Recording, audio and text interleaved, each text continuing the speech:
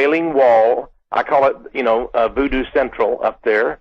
And that's what it is. It's a place of voodoo. I mean, what they have is those little rabbis and strangely dressed Jews.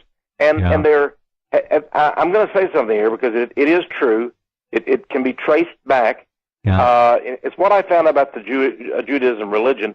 But they're up there, and they're right against that wall, and they're just rocking back and forth. Well, they're not rocking. Brother Nathaniel, you probably saw his video. They're actually they're rocking in such a way as to imitate copulation with the wall. That's true. And they actually are. That's right. They're having copulation with the mother goddess in heaven, because in Judaism, not in the Old Testament, they don't believe this in the Old Testament.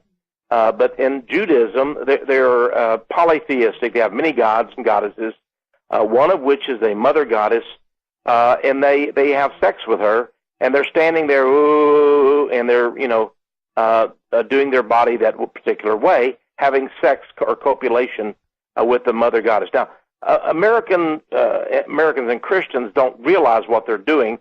A second thing is you'll notice their hair. They have little. I call them piglets. Yeah. They're little curly cues coming down. Yeah. And what that is the cobra. They all have a snake things because they believe in the serpent. So all of these things are true. They're serpent things coming out. They have to go to the beauty shop and have that done and so forth. So all of these things are true, but the characteristics of their religion. Most Americans know very little about. They don't understand Kabbalistic Judaism at all. So, and by the way, as far as the Wailing Wall goes, that's not even. You go ahead. I know where you're going with this. It's one of the biggest frauds in religious history. It really is. It never was part of the original temple. It's a Roman fort. That's all it is.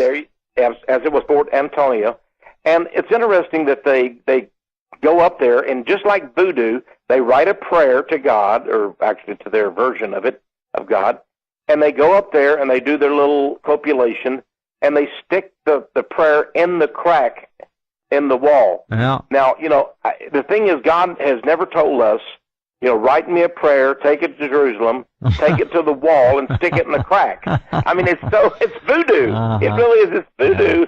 But America, I have to tell you, until I was about 60 years old, I never thought of these things. I never thought of what the rabbis were doing when they were, rocking back and forth up there at the wall. Well, what they're doing is it's a pelvic thrust, if you look at it. Yes, it is. It really is. And it's really a disgusting religion. And so, when there's a very interesting book out by a Jewish woman, and she wrote it, and she started, she basically said, I was born Jewish, I was raised this way, but I don't want to do these things. And it's entitled A Hole in the Sheet. A Hole in the Sheet. And she talks about the sexual characteristics of the Judaic religion. And she's right about all of these things I found are in the Talmud. They're Talmudic. And they tell you about all these sexual things to do, one of which is on a certain night, you've been married like 10 years, the male has the right to go out and find another woman and copulate with her outside of marriage, only on the 10th anniversary of his marriage. But what he must do is bring a sheet with him with a hole in it. And then he puts the woman and he covers her with a sheet with only the hole, where, and then he does his thing with her.